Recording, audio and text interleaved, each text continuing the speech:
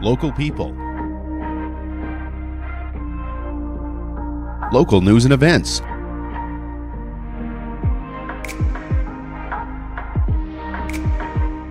local sports, local matters. For all things Lloydminster and area, this is Live with Kurt Price.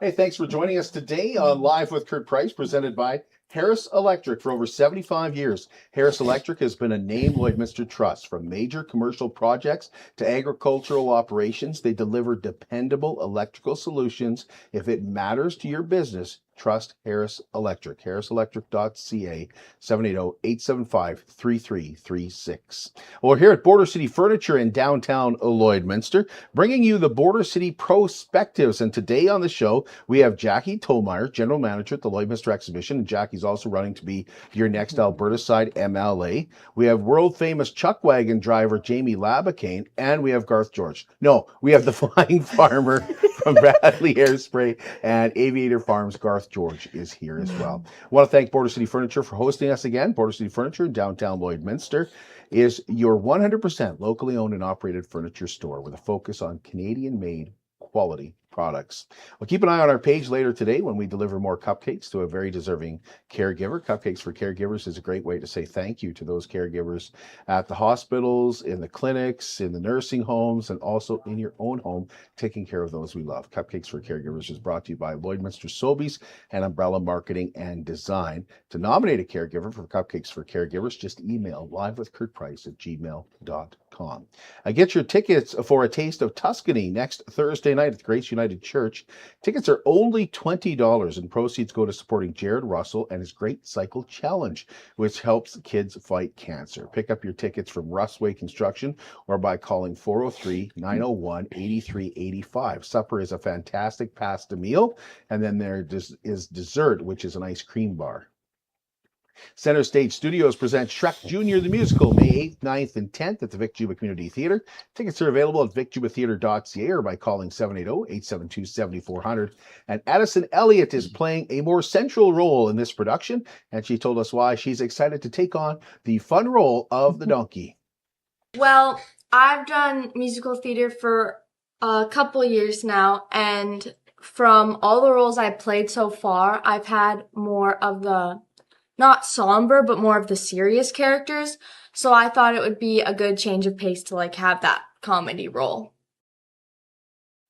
Now, speaking of the Vic Juba Theatre, it's time for Live in Lloyd. Live in Lloyd is brought to you by the Vic Juba Community Theatre and May Cinema 6. Lloydminster, it's time to plan your next night out. This is Live in Lloyd with Tanis Heinz, bringing you the latest from Vic Juba Community Theatre. Here's what's coming up. This Tuesday evening, Ron James is here with the noise between our ears. Ron brings his sharp, smart, and seriously funny stand-up to the Ulmer Chevrolet stage. Don't miss Trooper on June 8th, one of Canada's top-selling bands of all time. Trooper brings decades of iconic hits like We're Here for a Good Time and Raise a Little Hell. Expect a high-energy, feel-good night packed with classics. Then catch Movicals, a movie musical extravaganza on June 5th. Direct from London's West End, this all-singing, all-dancing show brings your favorite movie musicals to life in one spectacular night. And it's National Volunteer Week. A big thank you goes out to our amazing volunteers who make it all happen. We couldn't do it without you. Want to be a part of the action? We're looking for ushers and artist merchandise sales. No experiences necessary, just bring your enthusiasm. Sign up at vicjubatheatre.ca/volunteer. Get your tickets at vicjubatheatre.ca or through the Vic Juba box office. Box office hours are Monday to Friday, 11 to 2, and open 1 hour prior to all shows. Grab your crew and make it a night to remember at Vic Juba Community Theatre. Get ready, because there are some big movies arriving at May Cinema 6 over the next couple of weeks, starting with Michael. The Michael Jackson movie stars his nephew Jafar Jackson as Michael. The movie chronicles the pop star's extraordinary early days in the Jackson 5 to the visionary artist whose creative ambition fuels a relentless pursuit to become the biggest entertainer in the world. Also playing at May Cinema 6, the Super Mario Galaxy movie, Project Hail Mary, Hoppers, Lee Cronin's The Mummy, and Busboys. For tickets and showtimes to all upcoming movies, including Michael, go to maytheaters.com. Live in Lloyd is brought to you by the Vic Juba Community Theatre and May Cinema 6. Superior Water specializes in nothing but water, and with over 23 years in the business, they're proud and confident that their water and their service is superior. For iron filters, water softeners, reverse osmosis distillers, chlorine removal, and H2S odor removal, give Superior Water a call at 780-875-6636, or you can stop and see them at their 57th Avenue location right beside Sheepskin Loft, and stay hydrated with pure, clean water. I drink Superior Water because I like the taste, and after all, it is superior water. Well, Live with Kurt Price, presented by Harris Electric. We'll be right back here at Border City Furniture. Border City Furniture, they'll help turn your house into a home. At Jason Arden Associates Cooperators, we're proud to be a top-rated local insurance company that offers flexible solutions and expert advice for all your insurance and investment needs. We'll work with you to tailor your insurance specific to your needs, and we offer investment advice that always puts you first. At Cooperators, one of our core values is to give back to the communities that we live in. Thanks to the support of our clients in Lloydminster and area, in 2023, Jason Arden Associates has donated $40,000 to local nonprofits, charities, students, athletes, and other special events. How does your insurance company support our community? At Lloydminster and District Co-op, membership matters more. Because being part of a co-op means you're connected to something bigger than yourself.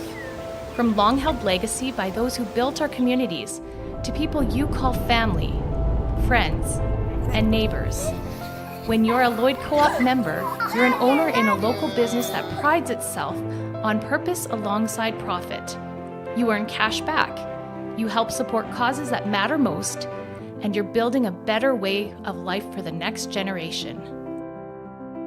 Membership matters more.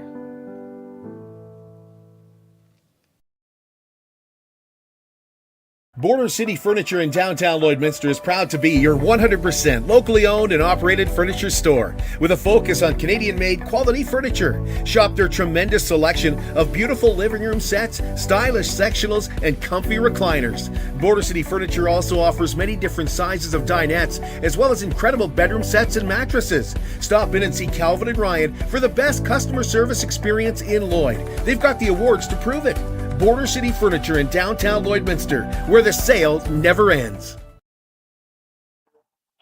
What if your lifestyle could stay as vibrant as you are? Discover Care Freedom Living by Wellings. It's a modern way of living designed for people who want life to feel easier, more connected, and entirely their own. At Wellings of Lloydminster, your days unfold at your pace with spaces that feel modern, welcoming, and full of possibility. Live life on your own terms, at your own pace, at Wellings. Visit Wellings to discover more. 3211 72nd Avenue, Lloydminster, and at wellingsoflloydminster.com. I want to welcome you back to Live with Kurt Price, presented by Harris Electric. Today, we are at Border City Furniture for what is quickly becoming my favorite show. We are here for the Border City Prospectives, all the positive things about Lloydminster. And we have Jackie Tomayer, General Manager of the Lloydminster Exhibition, joining us. We have Jamie Laboucane, who is world-renowned chuckwagon driver and actor. And we have Garth George here joining us as well. Garth, known better as the Flying Farmer. He flies with Bradley Air, of course, but he also farms at Aviator Farms near Marwayne. So we're thankful to have them here at Border City Furniture, where their service and quality speaks for itself. We like to just relax on the show and kind of talk about what makes Lloydminster a special place to live. And it's not just Lloydminster, it's the whole area of Lloydminster that makes it special. And so I wanted to bring on three people who have ties to agriculture, for one thing, but also I would say we have some celebrities here with us today. So looking at you, we're excited to have them here with us. I didn't see anybody. Yeah. Well, let's start with you, Jamie. I mean, like, Lloydminster's not home, but it must feel like home when you come into town. Oh, for sure. It's when I raced here for my whole career pretty well, and it always felt like a hometown show for me. I used to win the Fan Choice Award every every year, and I think people got sick of seeing it, but that was pretty special to me. Just showed how much love this whole community and surrounding areas supports me, and they still do today. Absolutely. In fact, you have sponsors that are in all over Alberta, but your major sponsors are still here, right? Oh, absolutely. Wild Rose Pump and Compression have been with me, before I moved over to the WPCA, and are still with me today. And, Rob and Rini are just not only great business owners, but they're just great people. We're good friends. We go to Mexico together sometimes. And, it's a real friendship and partnership. It's not just a sponsorship to me anyway. I've tried to go to Mexico with you, Garth, but no, there's rules. You were never the pilot. You wouldn't have made her. Actually, surprisingly enough, the first time I think I met Garth was phoning into the radio station. Probably, yeah. Asking for weather updates and trying to get a song on you wouldn't play or something like that. And stuff like and I kind of joke with Garth all the time, but twice now I've been in other countries, and I've mentioned that I'm from Lloydminster, and I've had somebody ask me, "Oh, we know somebody from Lloyd." "Oh, who do you know?" Like, if there's a chance I know this person, right? Sure. And they'd be like, "Garth George." "Oh, yeah, I know." Yeah, I actually do. I don't know if that's a good thing or what, but I do know Garth. Garth, what was it like growing up on the farm near Marwayne? Oh, it was good. Like, Lloydminster is always our major hub, right? Marwayne's my hometown, I guess. But, whenever you're doing larger business transactions and things like that, we come to Lloyd, and Lloyd's always been good. Now I own a business in town, and everybody's been, arms wide open, and it's been good. And people support us. And now we're kind of supporting the whole local area around with Bradley Airspray. And it's been a great place to grow up as a kid and play sports and whatnot. If you caught up with us when we were doing our love stories, you might know a little bit about Jackie and her love story and growing up here, but we'll get a refresher. What was it like to grow up around this area? Yeah, I was born here in the original hospital that Lloydminster had, not to give away my age, but I was there too, Jack. Grew up here, then moved out to an acreage just right by Diamond 7 Meats. And, used to ride my horse into town to ride at the exhibition and be in the parade, and went to Queen Elizabeth and then graduated at the comp. So growing up here, there's just something special about this community. And it's always been about the people for me, and the people I grew up with, and the people that are my friends still to this day in our community. How's the city changed since you were younger? Like, do you feel like there's been a drastic change? Yeah, for sure in real estate and what we have offering for services and things like that. But the people haven't changed. I have never lived anywhere else, so I don't know. But if somebody is in need, Lloyd rallies, right? If there's something going on that we need to circle the wagons, we do. Lloydminster is always like that, for anyone that might need help or need a project or need something done. The Bobcats back at the Blazers, we almost lost them a couple times. And what happened? Lloydminster came together for things like that. So they're important to us, and I think that's a little bit special. So I grew up in a small town, Garth, similar to Marwayne. Rural community, farmers were key. And the biggest thing for us was when Mom and Dad were going to the city. It was like, yes, we get to go to the city. Were you the same way going to? Oh yeah, McDonald's was like a trip. Like, you got to go to McDonald's if you went to town. That was a real treat now, right? But yeah, it was always something different. Like that. We didn't come to Lloyd very often. Mom worked at the Lloyd Hospital for most of her career in the X-ray department. So I guess she was more active in Lloyd with the hospital. But it's always been my second home, I guess. You notice any changes to that? Yeah, it's different. Like I said, the people, like Jackie said, the people seem to be the same, but we're growing a lot. I think we've not so much agriculture as we used to be. I think it used to be all just farmers, and it's quite a mix now, with the oil patch being the way it is and whatnot, and different things happening. But it's still the same. It's tough to get through a grocery store without knowing somebody and having to have a visit or whatever. But speaking of that, Jamie has, if you follow Jamie on Facebook, you'll notice that they posted a through the years reminiscent of Jamie on his Facebook page the other day. And Jamie, I gotta say, I was shocked at how long you've been I'm not age. I don't want to age you, but it went back to the 90s. Well, where you were riding with your dad, right? yeah, well, that was, a little bit misleading. I think it was all 2000s, and I'm not quite that old, but Was it actually? Yeah, Was it yeah. misleading? Yeah. Because I was like, just in 1997. No, 2000. I think the earliest photo, I never said anything because Ashley, my husband, runs my social media account and stuff. And it was like 2003, I think, was my rookie year out riding, and I was only 15 years old back then. Okay. Now we're getting somewhere. So yeah, but that post, it's crazy. It just blew up. I think the last time I looked it was like at 1.2 million views and all across the US. I don't understand the internet. Like, some of the posts that I love I think it's just me I like to watch my horses and stuff, but something like that just goes crazy. So, and I don't think she could find a picture of you clean. I heard I didn't know Jamie was going to join us today, but I heard a story about you yesterday. Oh, what? Calgary tarp sale time, and you were maybe 6 or 7, and you didn't go. Your mom and dad went down to Calgary, so Kim was watching you guys, and you had got into a whole bunch of bubble gum, and you had blown a very big bubble and exploded it all over your glasses, and Kim had to try and clean your glasses before your parents got home, and you thought it was the best thing ever. Wow, it's a huge bubble. Why would you not be proud? That's pretty good size, Yeah.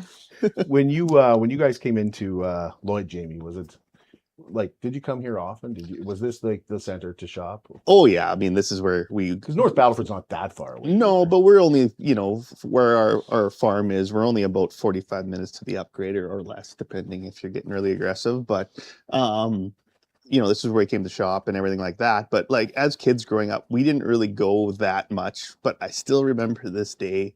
I think I was about 9 years old, and Jim Knight came to the farm to pick me up because we were pretty good friends back then. And they were going to take me to D2. And that's the first time I ever went to a movie. And I got to come here to Lloyd to go to the movie theater, and the same one that's still here. So that was just kind of one of those core memories that really sticks in your mind as a kid.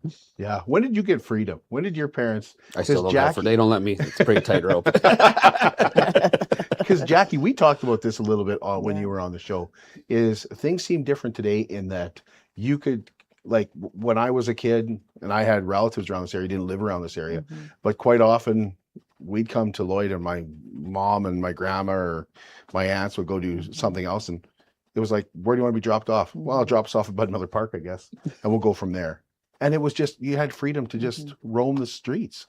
Like, when did you? Well, I'd say for us, being a rural kid, it's probably when you're 16, because they really can't get it. If you had a horse, it's tough to get in from Marwayne or whatever. But I'd say probably, 16, you get your driver's license, right? But I mean, I was talking about that last week. The kids are so different. Like we would all hang out, or there was always a party in some gravel pit, or there was always some sort of event, or there was so much more dances too. Like every weekend there was some sort of hockey tournament dance or a rodeo or something, right? It seems like there's none of that anymore. That's kind of sad, I guess, in that sense, right? But the first freedom, I would say, you're 16, you get to take your wheels and head out. Always coming to Lloyd? Well, yeah, that's where you went, right? So yeah, but back when gas was 40 cents, 60 cents, it was a lot easier to get around. But you had any trouble? Pardon me? Did you ever No, get I was a trouble? pretty straight-laced kid. Kurt. Were you really? Yeah, next question. Come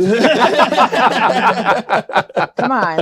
Of course, we were always in trouble. I don't know, doing something. I wouldn't say it was bad, just teenagers being teenagers, right? But pushing the limits. Pushing the limits, right? Yeah. And I look at my boys, and I have a 19-year-old, and the kids are different. They're on their phones and they text, whereas I don't know how we ever did it. Like you look for the bikes. Totally. Yeah. It was the bikes, or else on Friday at school, you're like, hey, party at Jamie's house this weekend, right? And somehow we all made it there. And none of us knew where Jamie lived, but we found it. And, like it's so different, right? But I couldn't wait to get my license.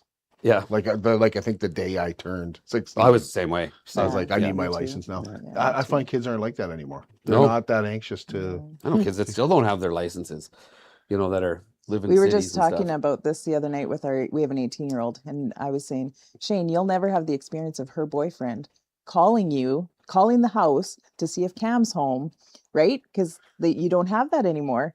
You don't have the fear of the father having to answer the phone, and Well, we had get the nerve that up is so to true. to dial the. We had the party lines though back in the day, so it was always the dang nosy neighbor that was also on your phone calls with. Wow, you you're too, really right? dating yourself. Yeah. What's a party line? You don't remember the party lines? Well, like, yeah. no, we never had a Mom and party Dad line. talked about that. I wasn't around for that, but yeah. I You're was. the operator You'd have plugging the things three in. numbers, and you have like a Yeah. different ring for Yeah. whatever your house was. You'd all have separate phone numbers, but it would ring different. But your neighbors could pick up it the up and phone, listen right? in. So I remember Dad would always tell our neighbor that her cookies were burning when she was listening on the phone. You'd hear click. You know? Really? Yeah.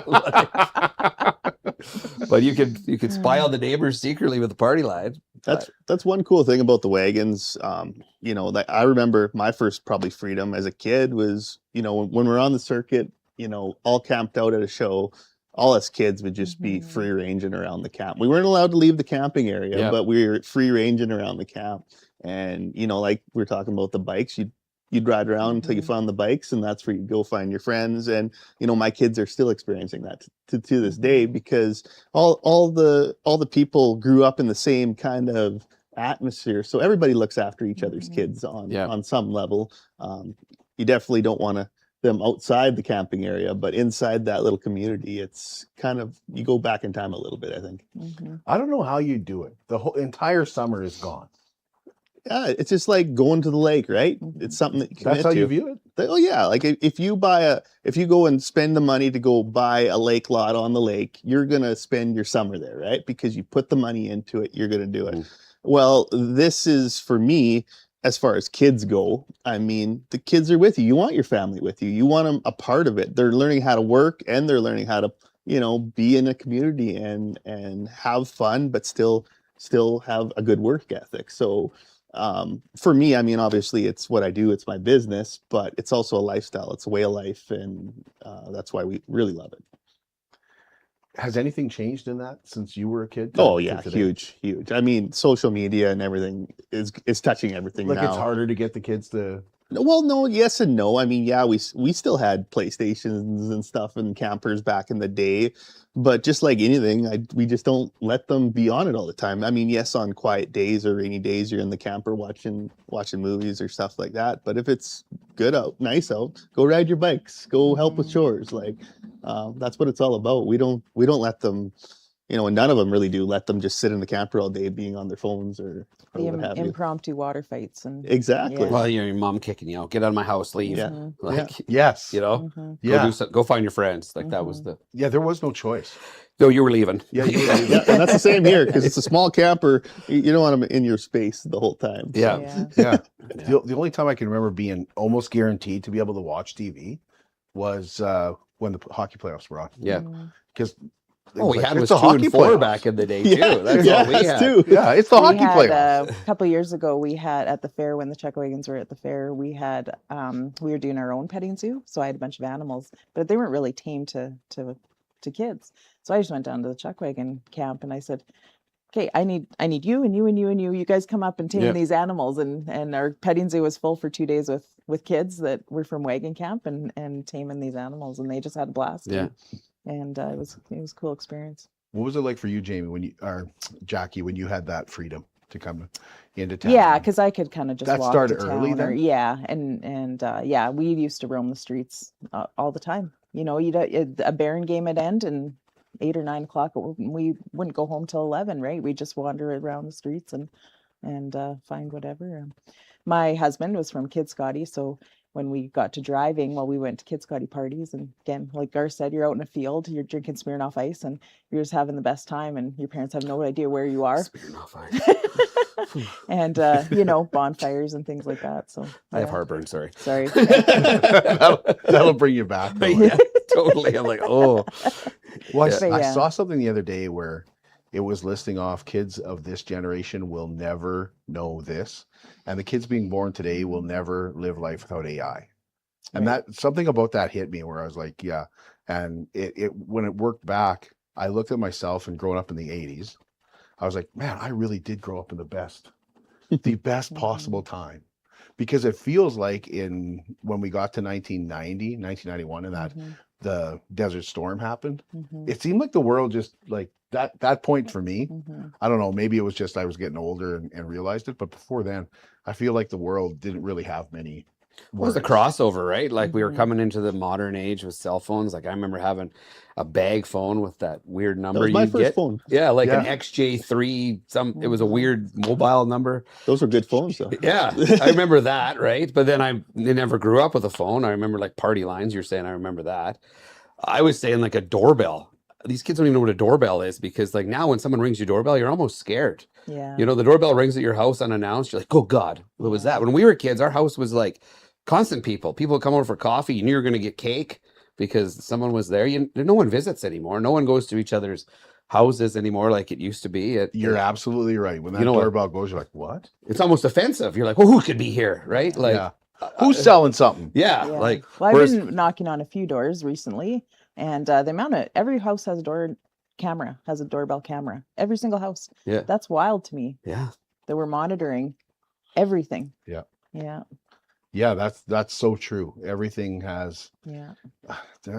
Isn't that the truth about when somebody comes to your house and you're like, what the heck's going on? Well, your niece came to our house one night and the doorbell rang. I was just thinking of this. Yeah. And they were doing a trade up at the church. Oh yeah. So they were going door to door Yeah. going, do you have anything to trade? Yeah. We're trying to trade this. Like, is there anything? Yeah. And there was like a map. Yeah.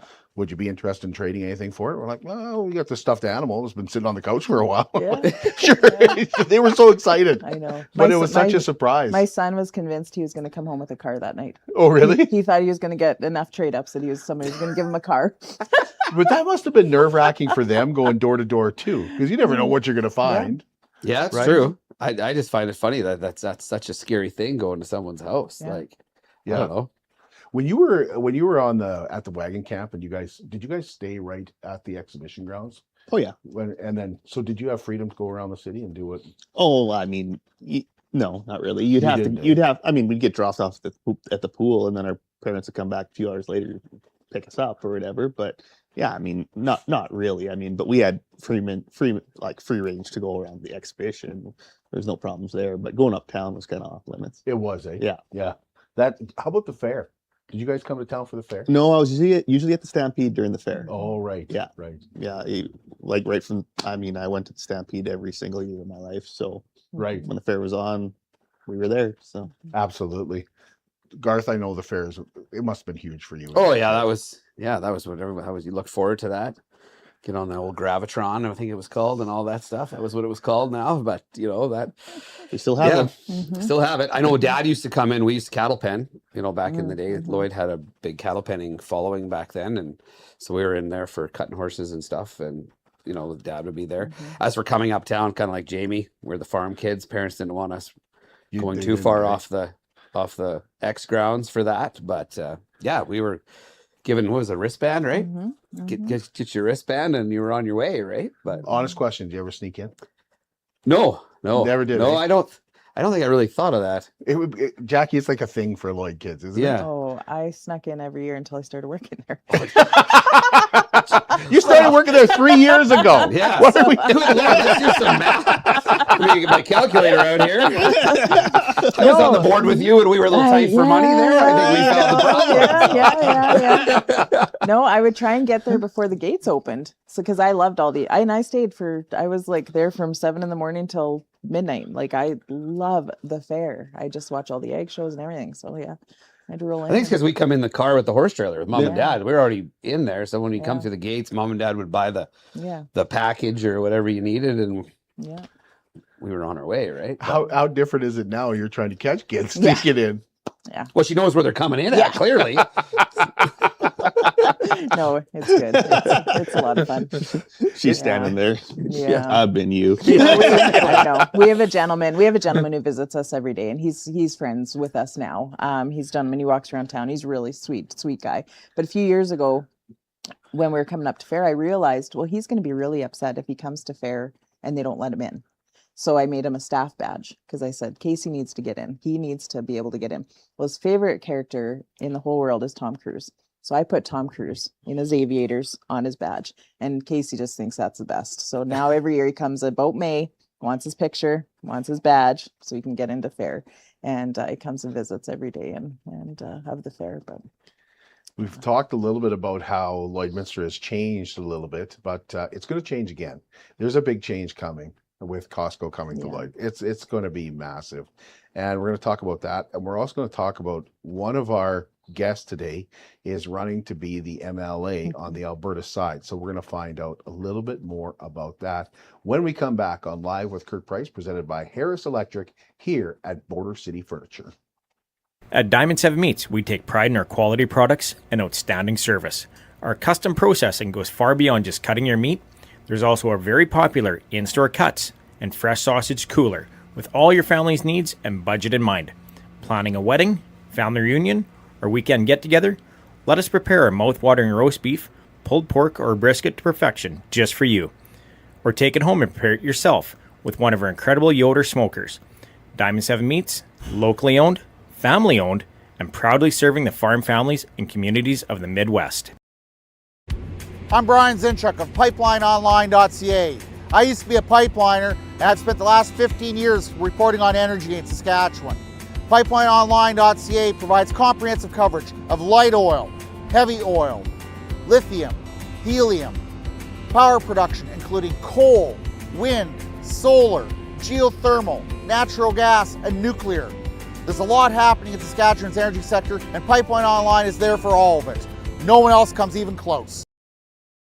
How can you help support the oil and gas industry and jobs in Western Canada? The answer is closer than you think. Sell your scrap metals to PWM Steel.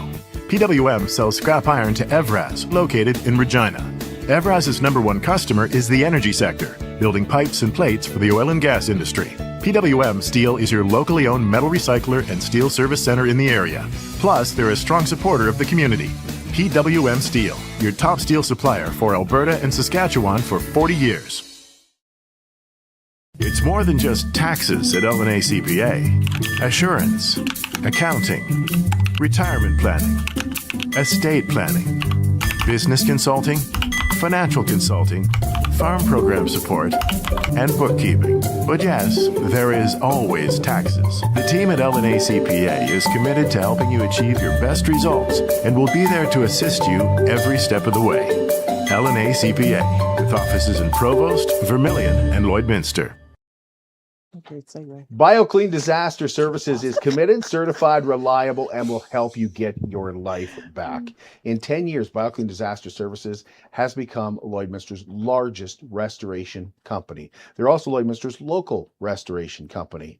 If you haven't seen BioClean Disaster Services and what they have done for the Sexual Assault Center, we advise you to take a look on how they've made a difference for that organization. You also see the name on the swimming pool, but they support a lot of local events. And of course, they do their best to take care of your belongings and your property, but more than anything, they strive to take care of you and your family. BioClean Disaster Services, 1-833-246-8326. This is Live with Kurt Price, presented by Harris Electric, and we're in downtown Lloydminster today at Border City Furniture for the Border City Prospectives. Border City Furniture is your 100% locally owned and operated furniture store with a focus on Canadian-made quality products. And today on the Border City Prospectives, we have Garth George, who is the flying farmer with Aviator Farms and also Bradley Airspray. We have Jamie Laboucane, who is a world-renowned chuckwagon driver, and we're going to talk to him about what it's like to be in Calgary in a few minutes either and be on that stage in front of people who are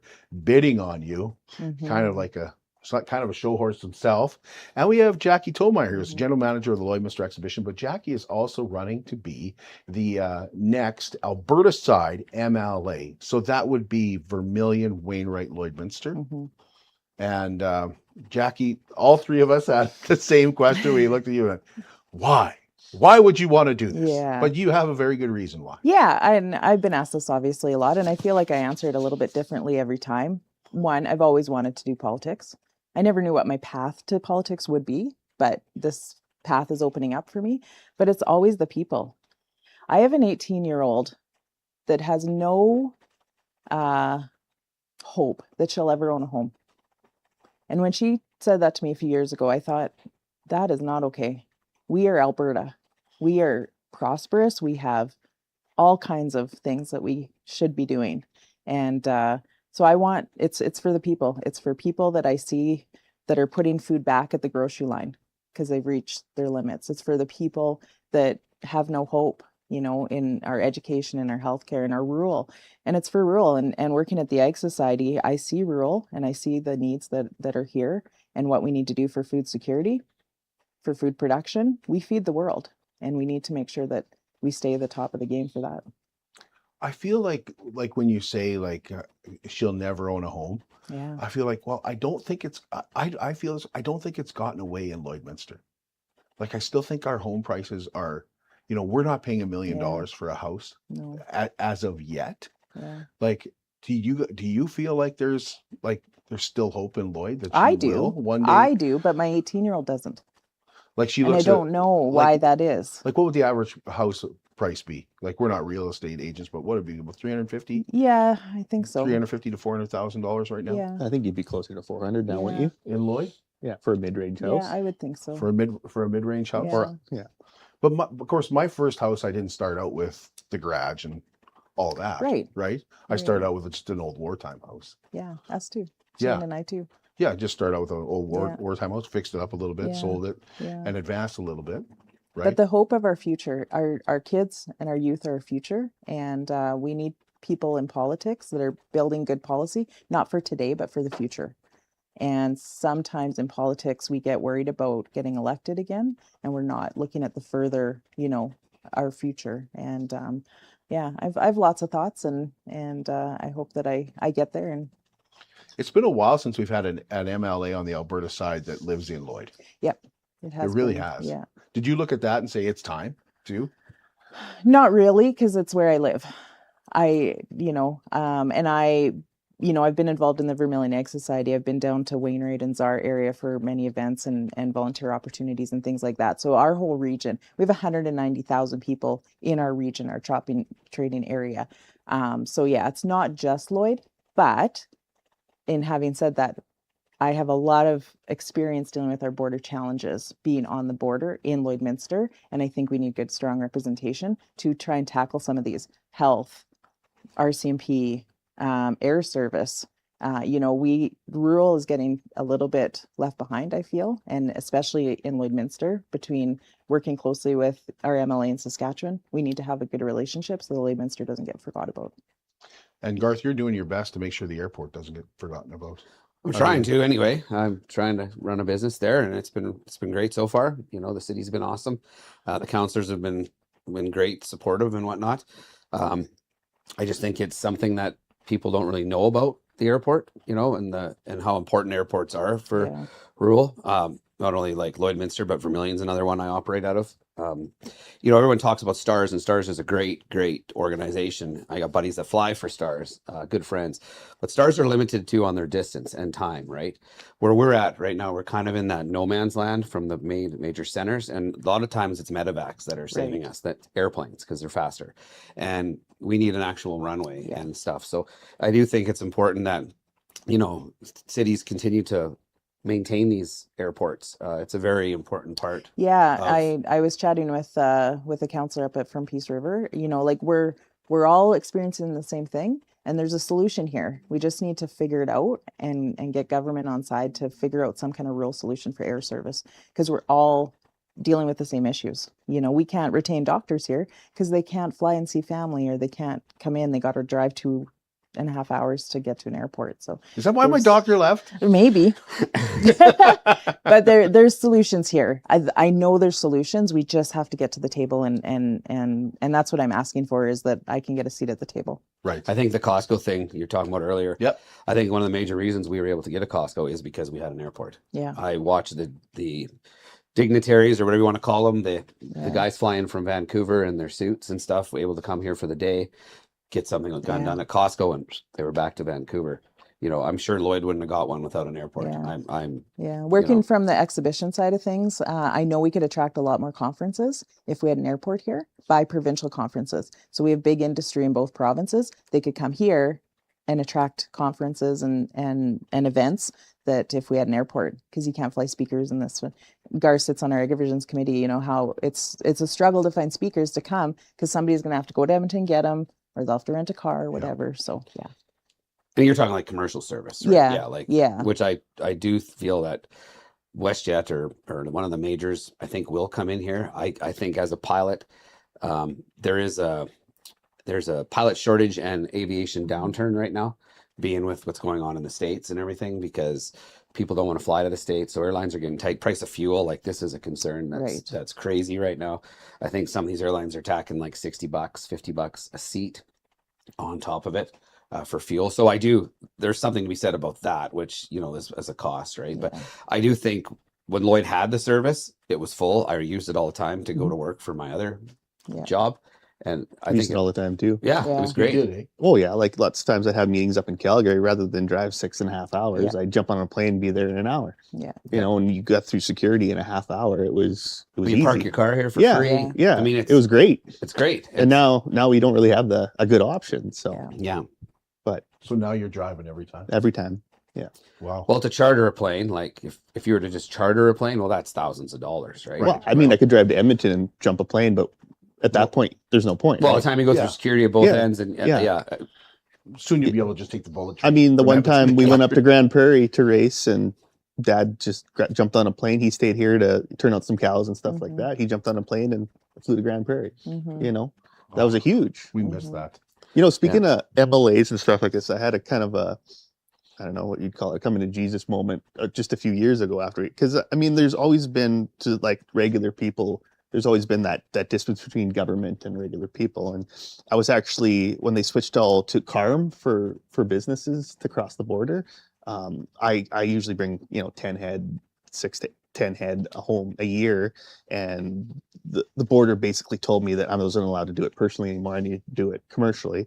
So I'm on there and I'm trying to get all the stuff loaded onto this computer and get everything approved. Well, I'm on the phone with these agencies for hours. Like the one day I was on the phone for 6 hours just to get a number activated, and this went on for over a month. And finally, I'm down in the States. I bought the horses, and I still can't get my CARMS account set up. And then somebody said to me, "Well, contact your MLA." And to me, it was like, I can do that. And that might seem silly, but I just had zero clue. So I would did. have been the same way. I called my MLA, but by the end of that day, they called me and set up another call for first thing in the morning. They were on it like that. Whereas before, I left 3 messages on a phone service through our government that I never actually talk to a real person. Wow. So I would never have thought about phoning the MLA. Like, to me, I think there's a big divide to what people think our MLAs do to what they can do for us. And I think that's really important for people like you going into this position, that we can reach out, and that's our avenue to maybe, say our piece in what we can do. And unfortunately, you're going to probably get a lot of calls because of that. But Did you put her phone number on the bottom of the screen? Call Jackie. Call Jackie. I'm not there yet. The miracle number there. We got that. That'd be great. We have to get me there first, and then I'll take all the phone calls. Yeah. Garth, we talk about what the airport doesn't have, but how many times are you taking off from there? Well, it's all on movements and stuff, and this is we're bringing quite a bit of movements to the airport. We just looked at it there, and we're just about 2,000, I guess, is what Nav Canada's told us for our little operation. So we're trying to keep the movements up. So like 2,000 means one, you take off. So take off and landing, and then every time there's a point of contact made to the station via radio coming in or out. So it's not just the actual, which I just learned that. I've been flying since 99. I didn't know that's how movement was described. So yeah, we're trying to keep the airport active. There's 2 commercial operators out there. I'd say we are the most active out of the Lloyd Airport. And yeah, so we're trying to keep Flight Service Station active there. They get paid and based on movements as well. So if they lose so many movements, you lose your flight service station. And then IFR traffic, which would be like WestJets and stuff like that, have a harder time coming in here if there's no tower here, right?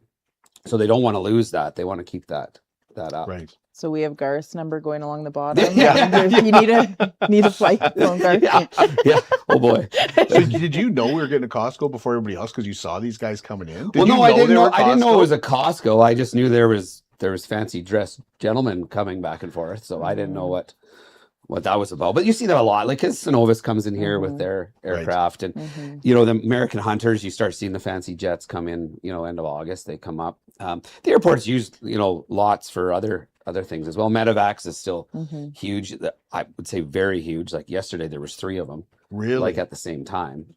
So Wow. you don't really realize, I wish I knew that number. Someone will know that number, but there's a ton of medevacs. My father-in-law just took a medevac to Edmonton and back just a few weeks ago. Yeah, like it's crazy. And that's what I wish people that are against airports and things like that would realize, like what a service it happens or has, you know, what we have here, you know. Well, when I worked for NewCap, it was that way. The suits would fly in to the Lloydminster Airport, come see us for 10 minutes and fly back out. Yeah. So yeah.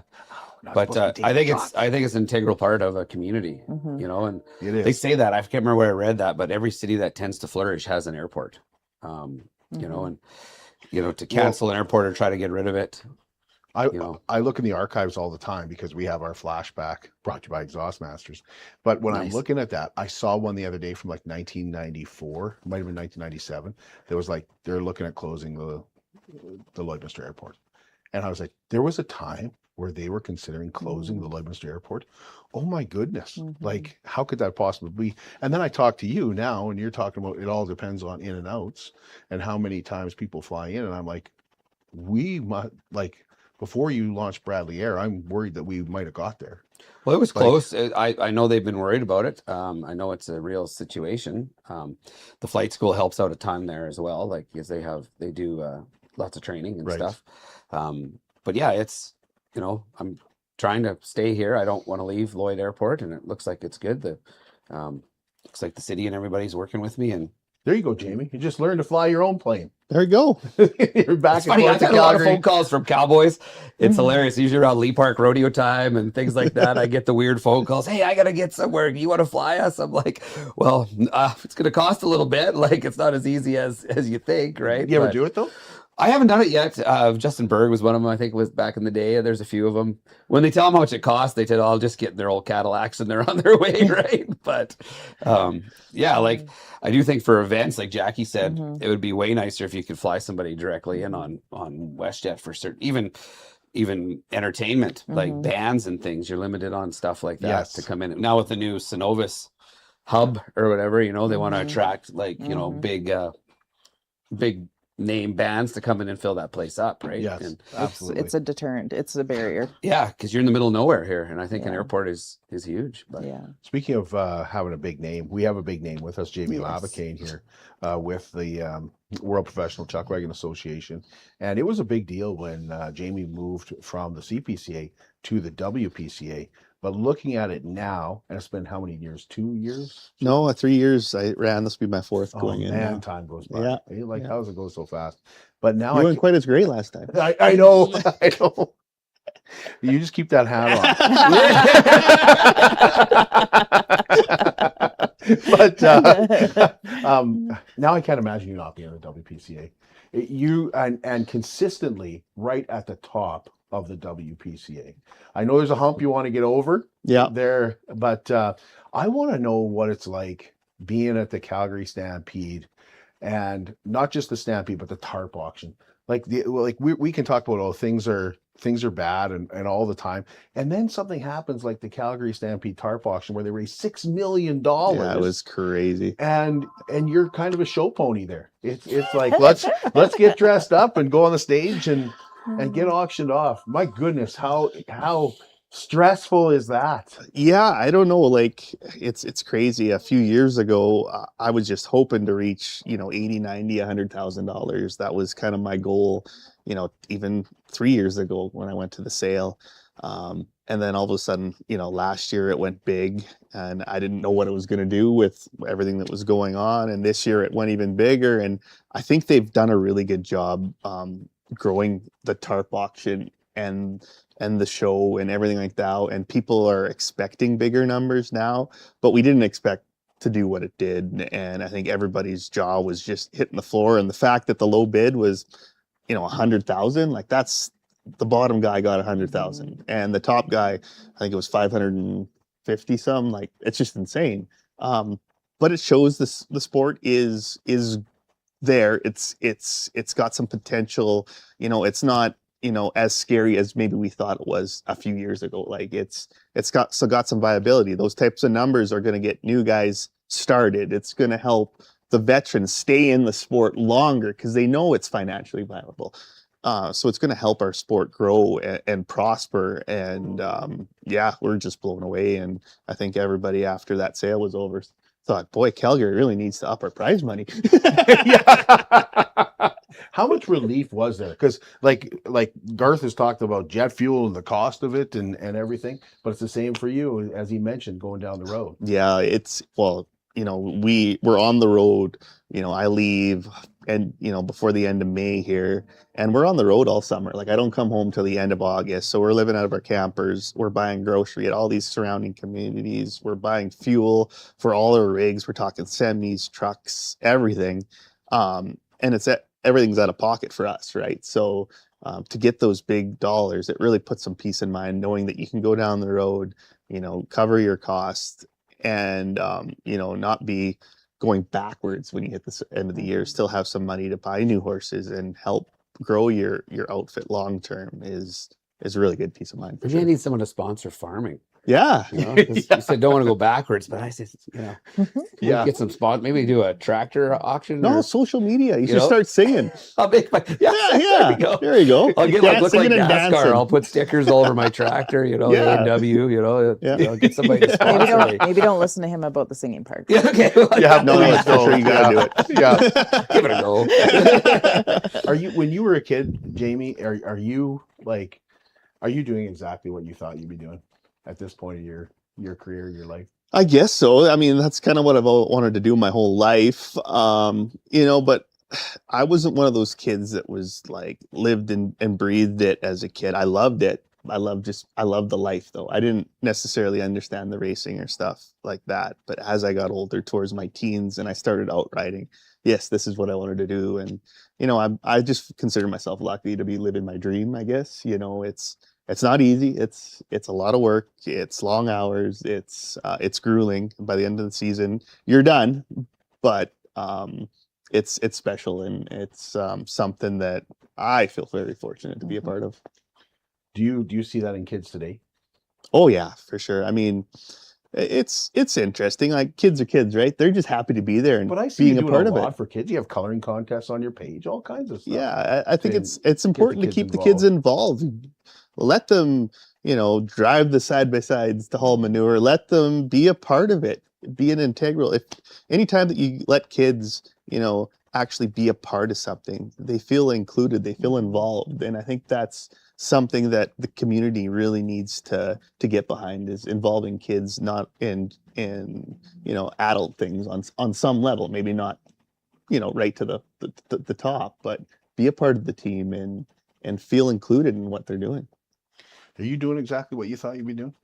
Yeah, I actually am. I was lucky that I was one of those people since I was 8. I knew what my goal was, and maybe not running an aerial application company or whatever, but I knew I wanted to fly, and I've flown all over the world kind of thing, and still able to do that. And yeah, I was very fortunate. Still farming with Dad. I mean, as a kid, like Jamie said, was I hung up on farming? Not really. I was packing my suitcases when I was 18. I was getting out. I was going to see the world, and then made her to downtown Toronto, living in a shoebox. And then I was like, what am I doing? And then come back farming, and yeah, here I am. So it's funny. You want to get away from your small town, and then you come back and you're like, it's different in the big world, I guess. You were never like that though. You never wanted to move away, right? No, well, yeah, I mean, I think every kid when they're, hit 18, 19, you want to put some distance between your parents because you want some independence and stuff like that. But at the end of the day, I think you go through life and you start realizing that,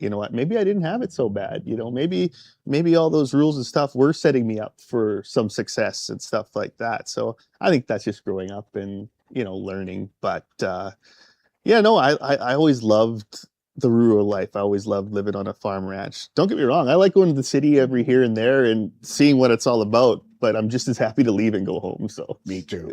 I lived there for a while. I've never lived there anymore. Yeah. Jackie, are you doing what you thought you'd be doing? Like Like, take us back to Besides Jackie sneaking into the living on the north fairgrounds? side of town. Well, actually, because you love the fair, maybe you are doing exactly what you're meant to be doing. I'm kind of unwittingly, like I didn't know this path. I just wanted to be in agriculture, honestly. But I didn't know what vein I went and majored in beef production. So I wanted to just raise cows. And that never transpired. I married a city kid. So I'm not sure what I was thinking there. Love. Hey? Yeah. Love. Oh. But through a path, I found my way to the exhibition. I'm still in ag and now hopefully still going to be in ag and rural and helping. But yeah, no, I don't know what I wanted. I mean, I was a dog sledder when I was a teenager I don't know. I did all sorts of things. Don't you find it interesting? This guy goes, "Oh, Yeah. love," and all he does is talk about a smoke show of a wife on Yeah. Facebook. As he should. I mean, he really won the lottery there. Yeah, but what did you get? But what did- I betted way above my. Every comment on our social media is like, "Oh, your wife makes you look good." I'm like, Yeah. I You got that something today, to you. actually. I got it today. Yeah. We're just overachievers, bud. Yeah, you know? exactly. Who told you that today? Yeah, It was him. I think it was her. Was it you? There was two of you. Absolutely.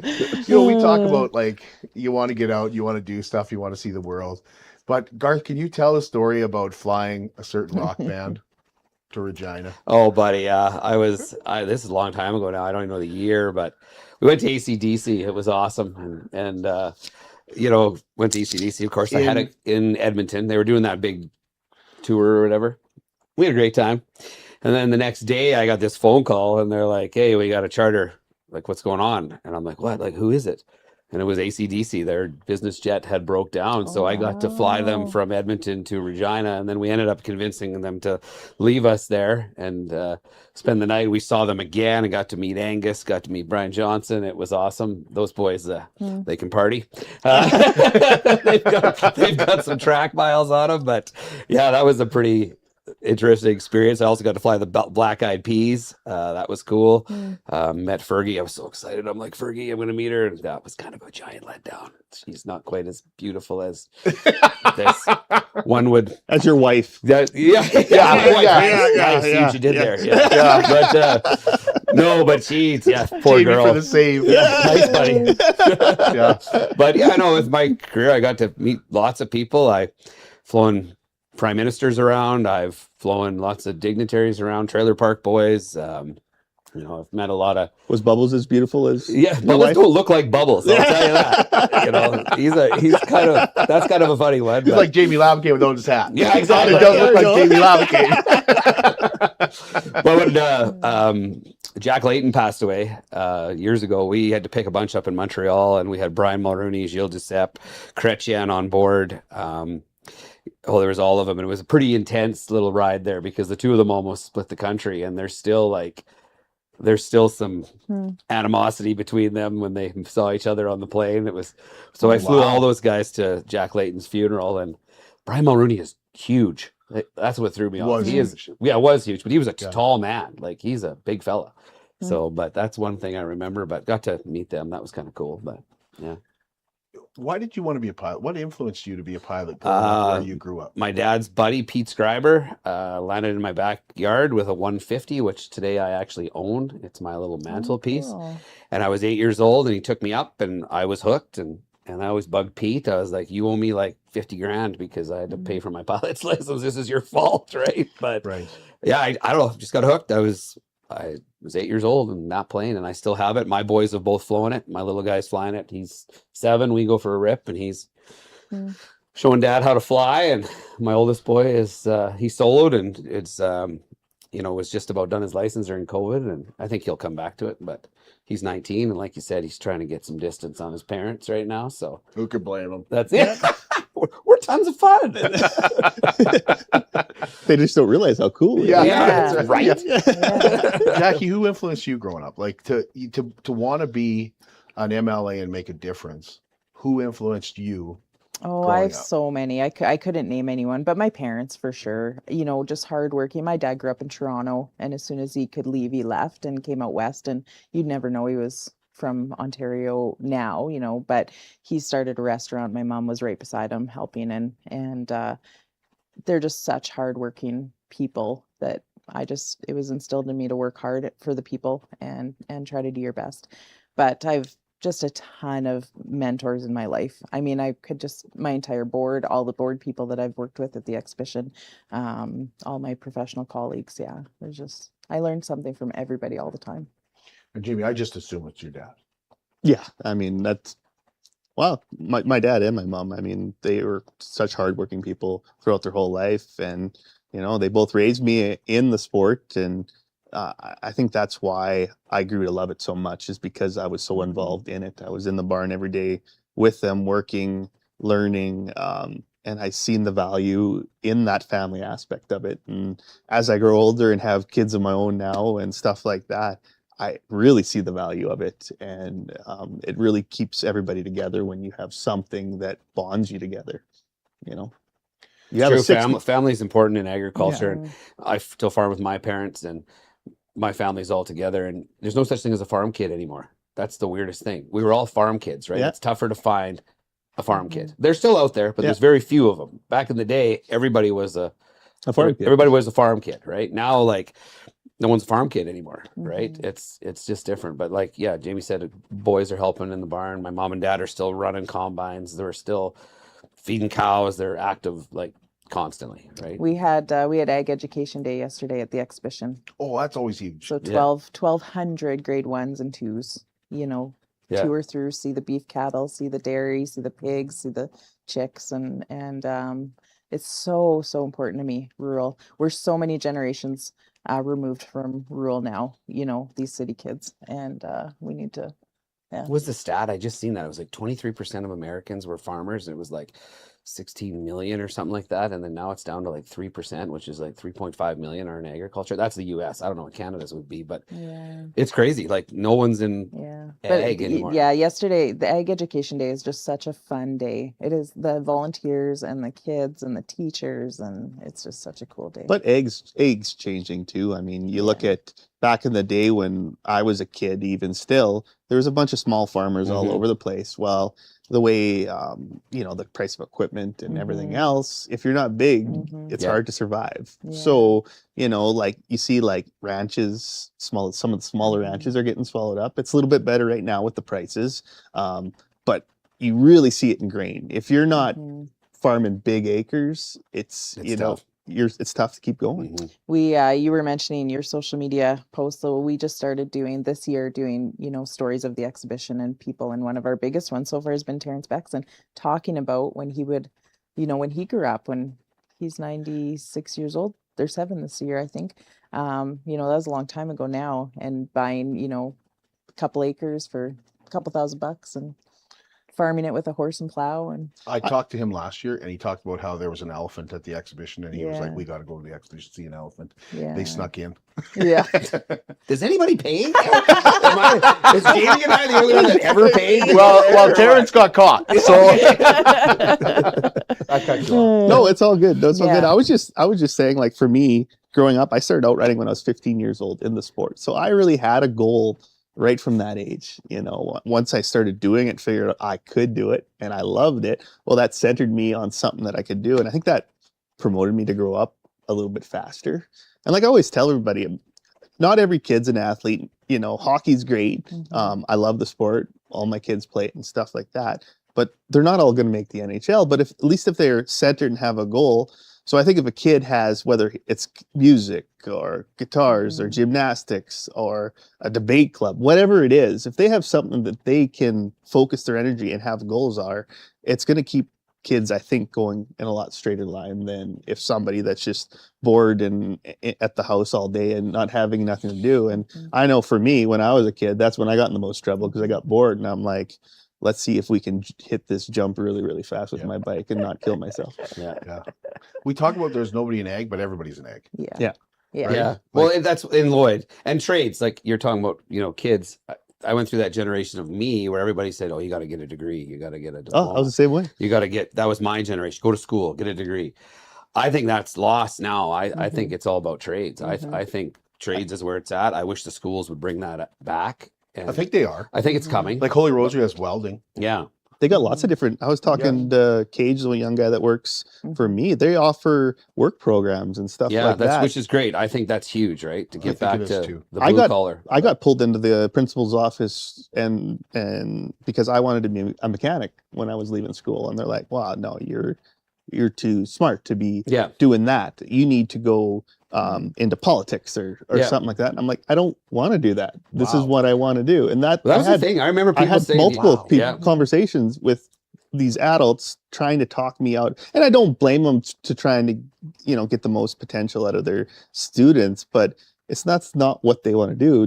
Don't force them. I don't know why the go to trades were university. browbeat so bad though, because it's great livings, great jobs being carpenters and plumbers and electricians. And well, that's actually with we interview Connecting Parents, that's supporting families group in Lloydminster, and that's exactly what they're focusing on now. And they told me it's completely changed in the last even 3 years, where they are focused on the trades, and they, even since they've started this group, they saw people come into this group and go, what should we focus on? And it's all switched to trades. Well, that's good. The trades built this town. Yeah, exactly. Yeah. Next week we have Tri-Trade at the exhibition, and we in the last 3 years we've seen a major increase in people attending and being interested, not just coming because their teacher told them to, but coming and being interested in electrician, HVAC. Our friends in the HVAC, they're hurting for employees. It's like, we need these trades kids. Yep. I love talking to you guys. I wish we could go on and on.